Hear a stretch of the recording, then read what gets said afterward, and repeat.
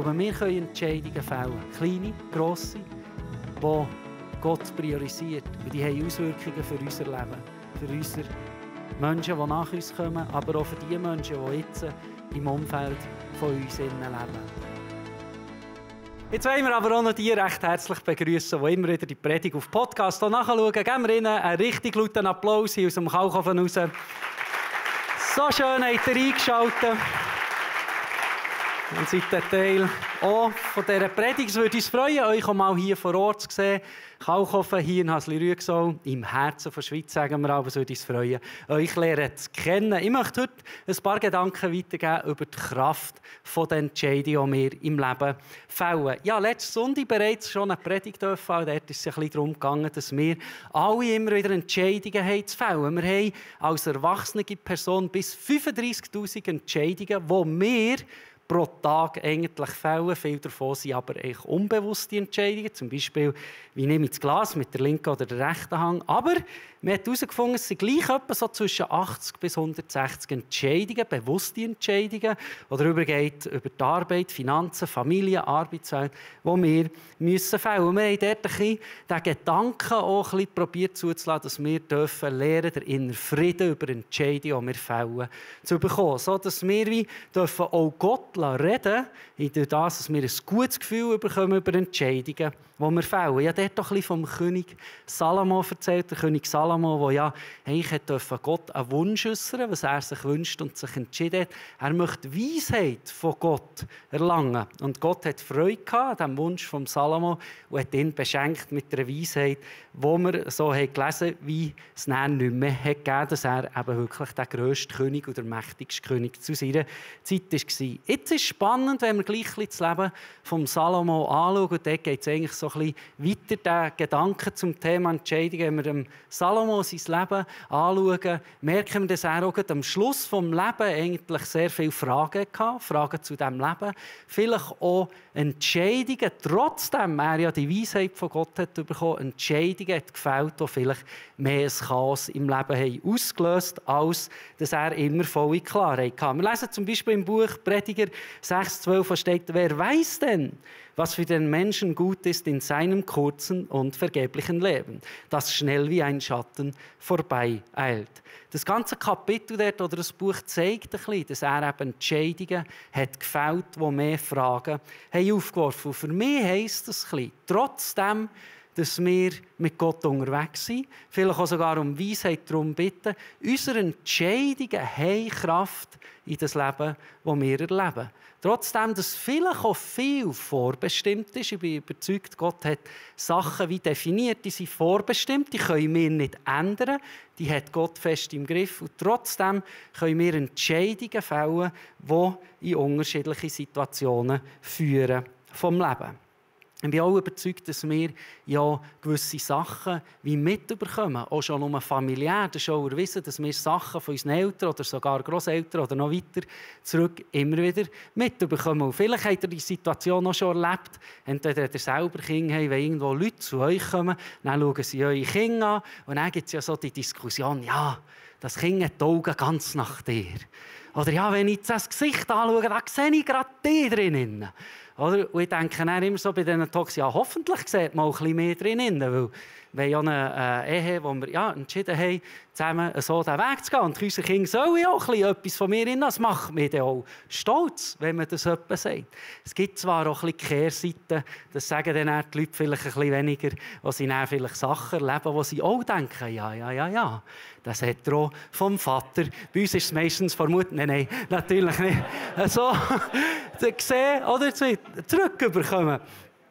Aber ich bin überzeugt, schlussendlich geht es um das. Wir alle bekommen Sachen mit. Wir alle bekommen auch, bin ich überzeugt, gute Sachen mit, aber vielleicht auch herausfordernde. Ich habe zum Beispiel auch mitbekommen, dass Sachen, die ich leidenschaftlich gerne mache, glaube auch eine Begabung drin habe, dass das schon mein Grossvater enorm leidenschaftlich verfolgt hat. Und spannend war aber ich kann mich eigentlich nicht an grosse Konversationen mit meinem Grossvater erinnern. Er war schon ein bisschen älter und nachher hat er auch in den Himmel gehen, wo ich so ein bisschen die Jugendjahre bekam. Aber als ich einmal mit meinem Papu auch über ihn austauscht habe, ich durfte merken, dass er sehr viele Sachen vielleicht auch schon geprägt hat, vielleicht auch schon gelebt hat, entschieden hat, wo ich merke, das ist irgend auf eine Art ein bisschen in mir drin. Und so, glaube ich, können wir gute Sachen mitbekommen, aber vielleicht gibt es auch die Situation, dass in unserer Linie von Verwandtschaft Sachen drin sind, die herausfordernd sind. Sachen, wo wir vielleicht auch ein bisschen das Gefühl haben, wenn das immer so war, wird das bei mir auch passieren. Und ich bin überzeugt, wir können eine kraftvolle Entscheidung fällen. Selbst dann, wenn herausfordernde Sachen sind, negative Umstände sind, die immer so waren, können wir sagen, ich glaube an einen Gott, der Wunder tun kann. Ich glaube an einen Gott, der auch so eine Linie durchbrechen kann. Was für meine vielleicht Grosseltern oder Vorfahren gezählt haben, muss nicht unbedingt für mich gelten. Und wir finden auch in der Bibel diverse inspirierende Beispiele, wo Menschen wie rausstehen und wie sagen, ich durchbreche einen Kreislauf von dem, was schon immer da war, oder vielleicht auch das momentane Umfeld uns sagen will. Ein spannendes Beispiel finde ich dort, wo ein Mann sehr mutig eigentlich hat sich so ein bisschen aufgelehnt gegenüber das, was alle gemacht haben. Und zwar für eine lange Geschichte, ein bisschen kurz zu machen, das Volk von Gott, das Volk Israel, war unterwegs gewesen, hat vergessen, was Gott da ist, also was Gott da hat. Sie haben irgendwo falsche Entscheidungen gefällt, sich vielleicht auch vom Menschlichen leiten. Und so ist es dazu gekommen, dass das ganze Volk eigentlich nicht gute Sachen gemacht hat, die nachher Gott im Himmel eigentlich zornig hat gemacht. Und Gott hat dort auch wollen, wie sich wie abwenden vom Volk von Gott. Und nachher lesen wir eben, wie ein Mann hat gesagt, ich setze dem Ganzen ein Ende. Und er hat sich wie hergestellt und gegen all die Leute, die eigentlich wie Gott fast so ein bisschen ins Lächerliche gezogen haben, gestellt. Später lesen wir dann auch, wie spannend ist, wie Gott Mose, dem Leiter vom Volk Israel, sagt, was das hat ausgelöst. Wir lesen im 4. Mose 25, Pinhas, das ist der Name, ich glaube, man sagt so, Pinhas, der Priester, der Sohn von Eleazar und Enkel von Aaron, hat die Strafe vom Volk abgewendet. Sag ihm, dass ich ihm dafür ein besonderes Vorrecht gewähre. Ich schließe mit ihm einen Bund, der ihm Frieden zusichert. Ich verspreche ihm, dass seine Nachkommen für alle Zeiten meine Priester sein sollen. Das ist der Lohn dafür, dass er sich so rückhaltslos für seinen Gott eingesetzt hat und das Verhältnis zwischen mir und dem Volk wieder ins Reine gebracht hat. Also wir lesen hier, dass er eigentlich Entscheidungen gefällt hat, die Auswirkungen hat sogar auf seine Nachkommen. Als ich das so gelesen habe, ist mir selber eine Geschichte in den Sinn gekommen, selber, als ich jung war, um die 20 in die Kirche reingekommen, hatte ich mal ein spannendes Gespräch am Sonntagabend nach einer Celebration, das weiss ich noch, mit einem Mann austauschen. Der hat mir ein bisschen erzählt, er war ungefähr im gleichen Alter wie ich, aus was für einem Umfeld er selber kommt. Dass der sehr viel schon über Generationen nicht gut ist gelaufen, dass auch schlussendlich in seinem Elternhaus viel nicht gut läuft und er spürt, dass er nur ein Leben leben kann, das auch erfüllend ist, wenn er den Weg mit Gott geht. Dass er wie eine starke Entscheidung muss fällen muss, sich auch ein bisschen gegen das zu wehren. Und dass er das Gefühl hat, mit Gott, dass am meisten möglich ist. Ich staune, habe ich heute einen Mann gesehen. Er hat eine wunderbare Frau, er hat Kinder, er kommt in die Kirche, Sonntag für Sonntag, in Gott probiert mit allen seinen Möglichkeiten auch immer wieder Gott Freude zu bereiten. Und ich staune, wenn ich sehen darf, wie Gott ihn segnet und wie er einen unglaublichen negativen Kreislauf hat können durchbrechen. Nebst dem, dass er ein genialer Vater ist, leitet er eine ganze Bude als CEO, ist auch dort so erfolgreich unterwegs und hat für mich, für so vielleicht ein bisschen zusammenfassen, auch in seinem Lauf von der Verwandtschaft ein neues Normal gesetzt. Weil, wenn ich seine Kinder anschaue, sehe ich für die Kinder, die einen genialen Gott, den sie lieben dürfen, lernen kennen, ist etwas Neues normal. Und darum haben wir es ein bisschen so aufgeschrieben. Ich glaube, unsere Entscheidungen von heute können ein neues Normal für die kommenden Generationen schaffen. Wenn wir uns entscheiden, Sonntag für Sonntag hierher zu kommen, den Livestream einzuschalten und probieren, Gott zu ehren, bin ich überzeugt, hat das Auswirkungen für unser Leben, aber auch für die Leute, die nach uns kommen. Und vielleicht bist du heute da und denkst, ich hatte nicht eine gute Woche gehabt. Ich habe nicht so viel Bibel gelesen, wie ich wollte. Ich war nicht immer gut zu meinen Mitmenschen. Ich habe vielleicht nicht mal immer gute Entscheidungen gefällt. Und bin ich es überhaupt würdig? Kann Gott überhaupt einen Unterschied machen? Rentiert es überhaupt, mit dem Gott unterwegs zu sein? Und ich möchte dich ermutigen, es rentiert. Du fällst eine Entscheidung, schon nur, weil du Gott priorisierst, probierst ihn zu suchen, wo du wie einen Schritt auf unseren Vater im Himmel zumachst. Und durch das bin ich überzeugt, sieht Gott auch unser Herz. Und es ist wie eine kraftvolle Entscheidung, die wir als Menschen selber fällen können. Und darum möchte ich uns ermutigen, da zu sein, probieren, das Herz aufzutun, sich in die Gemeinschaft hineinzubegeben, ist oftmals viel kraftvoller, eine kraftvollere Entscheidung, als wir vielleicht Woche für Woche spüren oder eine ganz klare Antwort bekommen auf die Fragen, die wir haben. In einem Buch in der Bibel lesen wir auch vom Prophet Hesekiel und dort habe ich so spannend gefunden, wie Gott dem Prophet auch klar macht, dass schlussendlich jeder Mensch wie Gott gehört. Dass nicht das, was die Eltern entscheiden, auch für die Kinder gilt, sondern dass jede Person wie selber kann mit Gott unterwegs sein. Wir lesen: Wieder erhielt ich eine Botschaft von Herrn. Warum habt ihr im Land Israel das Sprichwort, die Eltern haben saure Trauben gegessen und den Kindern werden die Zähne stumpf? So wahr ich lebe, spricht Gott der Herr, dieses Sprichwort soll in Israel nicht mehr gebraucht werden, denn mir gehören alle Menschen, die Eltern genauso wie die Kinder. Das ist für mich auch wieder eine Zusage, wo wir dürfen wie sagen, das, was meine Eltern oder vielleicht auch die Leute vor uns haben entschieden, muss nicht unbedingt entscheidend sein für mich selber. Wie ich gesagt habe, ich bin überzeugt, wir können gute Sachen mitnehmen, aber wir dürfen auch selber Entscheidungen fällen, die auch wieder zum Guten werden können für die, die nach uns sind. Ich glaube, wir alle treffen tagtäglich Entscheidungen an, sei es grosse, sei es kleine. Meistens sind es vielleicht ein bisschen alltäglichere, dann können wir wieder grosse entscheiden.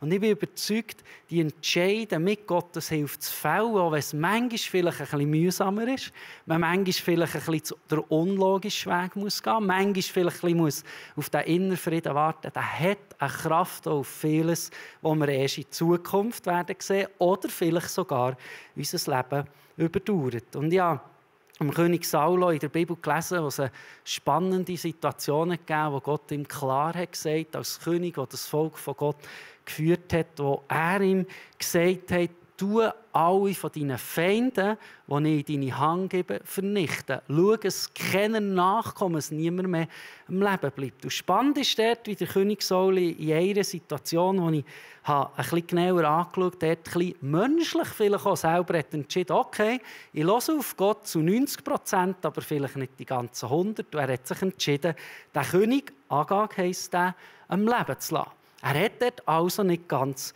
auf Gott gehört. Spannend ist, wie wir dann später in der Bibel lesen, im Buch von der Königin Esther, wie auf einmal ein Haman kommt. Der Haman war ein Mann, der sich gegen das Volk von Gott gestellt hat, der das auch ausrotten wollte, seine Position, seine Macht ausnutzen, damit das Volk vernichtet werden kann. Und wir lesen, ich das so schnell vorlesen, im Esther 3,1. Einige Zeit später gab König Xerxes einem Mann namens Haman die höchste Stellung am Königshof. Er war ein Sohn von Hamedata und Nachkomme von Agag. Als ich das so gelesen oder auch gehört habe und mir das wirklich überlegt habe, ich mir überlegt, was wäre passiert, das ist ein Nachkomme von König Agag, wenn ungefähr 500 Jahre vorher der König Saul hat genau das gemacht, was Gott ihm gesagt hat.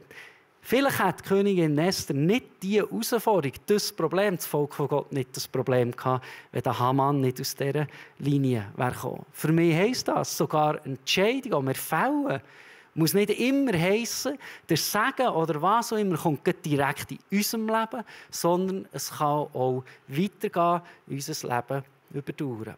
Und wenn ich es so ein bisschen probiere, vielleicht auch von uns anzuschauen, bin ich schlussendlich überzeugt, probieren Gott zu ehren, ist schlussendlich die kraftvollste und die wichtigste Entscheidung, die wir im Leben fällen können. Und darum liebe ich es auch so, heute Morgen zu euch zu reden, euch ermutigen, euch, die den Livestream eingeschaltet haben, zu ermutigen, ihr habt auch heute am Morgen wieder eine Entscheidung gefällt, die dir sagt, ich ehre Gott mit meiner Zeit, die ich habe. Ich probiere, mein Herz aufzutun, mein Glauben zu wachsen, sodass Gott zu mir reden kann. Das ist genau das, was ich überzeugt bin, was schlussendlich die wichtigste Entscheidung ist vom Leben. Wir können uns vielleicht entscheiden, wenn wir Kinder haben, jeden Abend am Bettrand zu hocken und ein Gebet zu beten. Und probieren auch, von unserem Glauben zu erzählen, den Kindern etwas weitergeben. Das ist vielleicht manchmal mehr ein Ritual, vielleicht mehr eine Gewohnheit, aber auch da bin ich überzeugt, das ist eine kraftvolle Entscheidung, wo wir wie etwas in die Kinderherzen schon hineingeben, wo wir als Eltern dürfen auch eine Richtung definieren, dass Gott eine Rolle spielen kann. Vielleicht hat uns jemand enttäuscht, verletzt, jemand sehr Nahes, vielleicht auch jemand, den wir gar nicht so gut kennen, in der Arbeitswelt oder wo immer. Und wenn wir es schaffen, dann nicht die Bitterkeit zuzulassen, wie einen Groll auch irgendwo anfangen zu entwickeln und ich sage, ich probiere auch den Weg der Vergebung zu wählen, Sachen loszulassen. Und dann setzen wir in solchen Situationen eine kraftvolle Entscheidung, die, bin ich überzeugt, unser Leben betrifft, aber auch das Leben von unseren Menschen im Umfeld. Weil, wenn wir auch vergeben können, sind wir angenehmer Mensch. Wir sind ein Mensch, der ebenfalls Freundlichkeit, Fröhlichkeit, gute Laune rausgeben kann, weil sich nicht alles um die Verletzung, die wir vielleicht auch selber erlebt haben, dreht.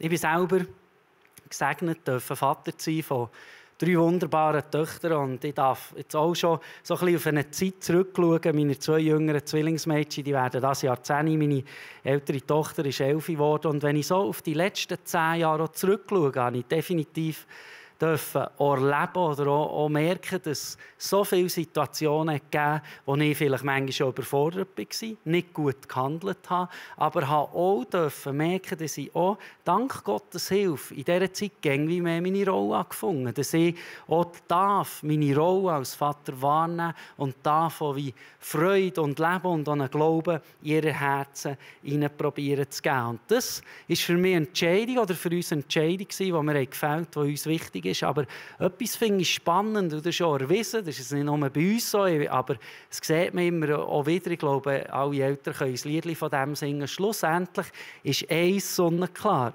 Unsere Kinder, die schauen vor allem den Eltern ab. Was die Eltern leben, was sie alltäglich machen, was sie überzeugt bin, ist für die Kinder, auch in dieser Phase, wo sie auch laufend um uns herum sind, wo wir die prägendsten Figuren in ihrem Leben sind, ist für sie normal.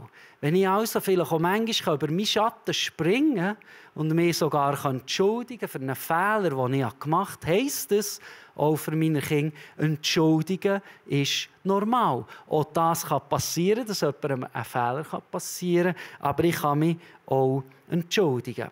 Wenn ich probiere, auch meinen Partner mit Respekt zu behandeln, das probiert mir auch fest immer wieder ins Herz hinein, dass ich auch meine Frau probiere, mit Respekt zu behandeln, weil ich auch weiss, was die Kinder jetzt sehen, wie ich meine Frau behandle, wird für sie normal sein. Und es ist erwiesen, natürlich keine Regel ohne Ausnahme, und haben wir auch gesagt, Gott kann Wunder tun, aber oftmals ist es so, dass die Mädchen schlussendlich einen Partner suchen, der gleichwohl auch in gewissen Situationen, also natürlich, wenn sie nachher grösser sind, ihrem Vater irgendwo ähnelt. Und das heisst für mich auch, in den kleinen Sachen, und ich schaffe das oftmals leider auch nicht, aber ich probiere, gute Entscheidungen zu fällen, probiere auch Werte zu leben, und das heisst für mich auch, ich sehe etwas in meinen 3 Mädchen hinein, das eigentlich helfen kann, für eine spätere Entscheidung zu fällen.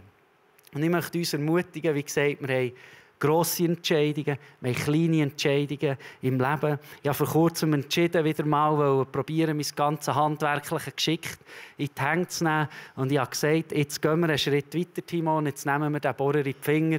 Und ich habe es probiert. Und jetzt ist bei uns im Schlafzimmer erwangt dort so ein bisschen, wie soll ich dem sagen, man kann das so als Kunst betiteln. Es sind jetzt relativ viele Sachen dort, aber der Haken, der eigentlich hängen sollte, der hängt im Moment leider noch nicht.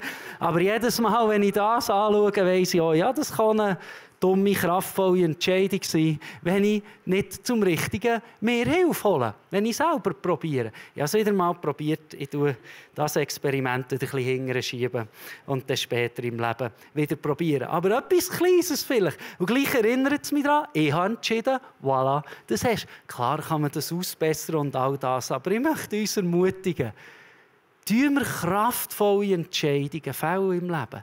Ihr macht es, ihr seid da, ihr schaut nach, ihr trefft eine kraftvolle Entscheidung. Unterschätzen wir das nicht, wisst es auch, heisst im Leben. Und schön ist dann, wenn wir auch mit Jesus in Beziehung unterwegs sind, wenn wir versagen, wenn wir falsch entschieden haben, wenn vielleicht das Menschliche ist grösser geworden, dürfen wir auch wissen, wir lesen in der Bibel, das ist unser Glaube, dass Jesus genau in die Lücke wird stehen.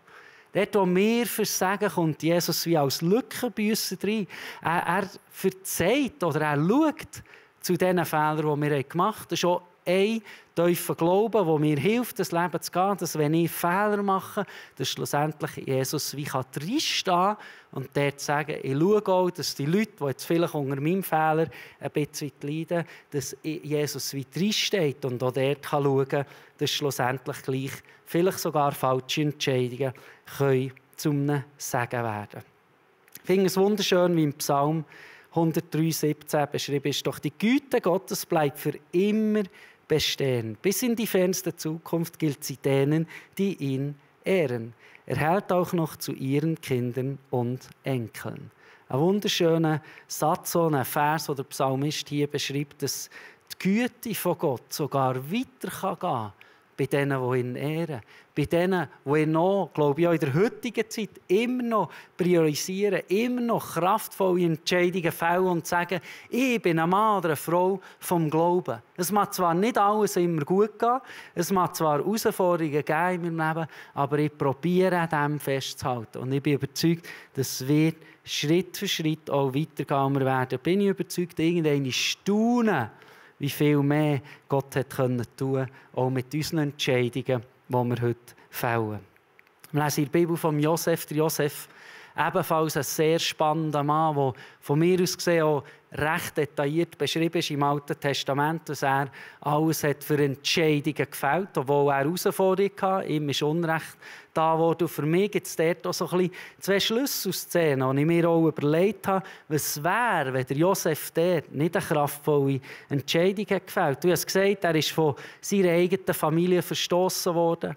Ist schlussendlich in ein anderes Land in die Sklaverei gekommen, hat aber dort, dank Gottes Hilfe, seinen Weg machen können. Und dann gibt es einen Moment in dem Haus, wo er als Diener aktiv war, wo die Frau vom Potiphar, so lesen wir das in der Bibel, der Josef wollte verführen und mit ihm wie einen Ehebruch begehen. Und der Josef tut dort entscheidend ablehnen und trifft eine kraftvolle Entscheidung, lehnt ab, obwohl er dann sogar zu Unrecht ins Gefängnis geworfen wird, haltet er an dem Gott fest. Eine kraftvolle Entscheidung, ein kleiner Moment. Und ich überzeugt, die Beziehung zu Gott, die er vielleicht über Jahre trainiert hat, hat ihm dort vielleicht sogar geholfen, eine gute Entscheidung zu fällen. Ich habe mir überlegt, was würden wir lesen in der Bibel, wenn er dort anders entschieden hat. Was würden wir vom Josef lesen? Was hätten wir für ein Bild vom Josef? Ein bisschen später sind genau die Leute, die Brüder, die ihn eigentlich verstoßen haben, zu ihm in das Land gekommen. Dank Gottes Hilfe hat Josef seinen Weg gehen, durfte vorwärts kommen im Leben. Die Brüder sind gekommen, haben ihn nicht mal erkannt und haben ein Problem gehabt, weil in dem Land, wo sie waren, war eine grosse Hungersnot. Und sie sind gekommen in das Land, wo eben Josef war, für Nahrung zu fragen. Was wäre gewesen, wenn der Josef dann nicht vergeben konnte, sondern sich gerecht hat an seinen Brüdern? Eine kraftvolle Entscheidung zu sagen, ich vergebe, ich schaue vorwärts. Mein Gott tut über mich urteilen, alles andere lasse ich stehen. Was wäre passiert, vielleicht auch gegen Ende des Lebens von Josef, wenn er die kraftvolle Entscheidung dort nicht so hat gefällt? Für mich ein weiteres geniales Beispiel, das uns da vermutigen, gute Entscheidungen zu fällen. Entscheidungen zu fällen, wo wir spüren, vielleicht auch den inneren Frieden oder vielleicht auch wissen, was eigentlich das Gute ist, auch wenn es manchmal vielleicht menschlich alles braucht. Ich möchte bereits schließen mit einer Geschichte oder auch so ein bisschen herausfinden, wo Leute getroffen haben, die mich ebenfalls sehr berührt hat in diesem ganzen Thema kraftvolle Entscheidungen zu fällen. Und zwar habe ich gelesen von einer Studie, oder eben, wie man das nennen will, wo ein Mann ist aufmerksam wurde, dass 6 Häftlinge aus der gleichen Familie im Gefängnis sind. Und der Gefängnisaufseher oder was auch immer er dort war, hat gedacht, irgendwie ist das auch traurig, auch spannend, oder was ist echt passiert? Was ist vielleicht auch familiär dort passiert? Es gibt 6 Leute eigentlich aus einer Familie den Weg schlussendlich ins Gefängnis müssen gehen, weil Sachen falsch gelaufen sind in meinem Leben. Und spannend ist ich mich nicht auf die Zahlen behaftet, ich habe das so gelesen, aber spannend ist, was ein bisschen rausgekommen, was sie dort herausgefunden haben. Sie haben zurück forschen bis ins 17. Jahrhundert zu einem Mann, der hat Max Jukes geheissen. Der Mann ist 1720 geboren worden und bekannt als Unruhestifter, Alkoholiker, unwahre Sachen gemacht, die ganze Zeit eigentlich falsche Entscheidungen gefällt. Mit seiner Frau zusammen haben sie 6 Töchter und 2 Söhne gehabt und haben ein Leben mit dauernd falschen Entscheidungen gefällt. Sie haben herausgefunden, dass seitdem 1200 Nachkommen bei ihm kamen. Darunter waren 310 Obdachlose, 180 Alkoholiker, 160 Drogenabhängige, 150 Kriminelle, die grosse Zeit im Gefängnis waren. Ich habe das gelesen und gedacht, gibt es gar nicht. Klar kann man sagen, jede einzelne Person hat eigene Entscheidungen gefällt. Und gleichwohl hat man gesehen, seine Entscheidung hat Auswirkungen. Ein anderer Mann hat zur gleichen Zeit gelebt und ist ebenfalls untersucht worden. Ein berühmter Theologe und Präsident der University. Seine Frau hat Sarah geheissen. Sie hatten 11 Kinder. Er hat sein Bestes gegeben als Familienvater. Er probiert immer Gott zu ehren, kraftvolle, gute Entscheidungen zu fällen. Und man hat herausgefunden, 1400 Nachkommen haben sie untersuchen. 13 Unipräsidenten waren dabei, 65 Professoren, 100 Anwälte, 66 Ärzte, 85 Autoren von berühmten Büchern, 32 Staatsrichter und 80 Personen haben in öffentlichen Ämtern mit Spitzenpositionen den Weg gemacht, einen sogar bis zum Vizepräsidenten. Und das gelesen habe, ich gedacht, okay, die Entscheidungen, die ich heute fälle, die haben eine Kraft. Und dank Gottes Hilfe habe ich das Gefühl, dass wir uns als Menschen möglichsten gute Entscheidungen zu fällen.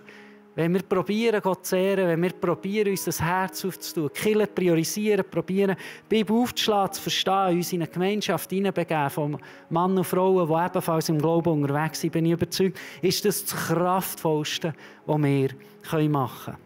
Ich habe vorhin von dem Pinhas erzählt. Wir lesen dort im Psalm 106 ebenfalls, wie beschrieben ist. Da machte sich Pinhas auf und griff richtend ein, und darum kam die Seuche zum Stillstand. Weil Pinhas so Gottes Willen tat, fand er seine Anerkennung, und zwar für ewig in allen künftigen Generationen. Ich glaube, wir können Entscheidungen fällen. Kleine, grosse, die Gott priorisiert. Und die haben Auswirkungen für unser Leben, für unser Menschen, die nach uns kommen, aber auch für die Menschen, die jetzt im Umfeld von uns leben. Und als ich die Predigt abgeschlossen habe, habe ich mir selber überlegt, vor gut 24 Jahren hat das Ehepaar sich entschieden, die Kirche zu gründen, auf Gott zu hören. Sie haben entschieden und sagen, wir hören nicht auf das, was die Menschen sagen.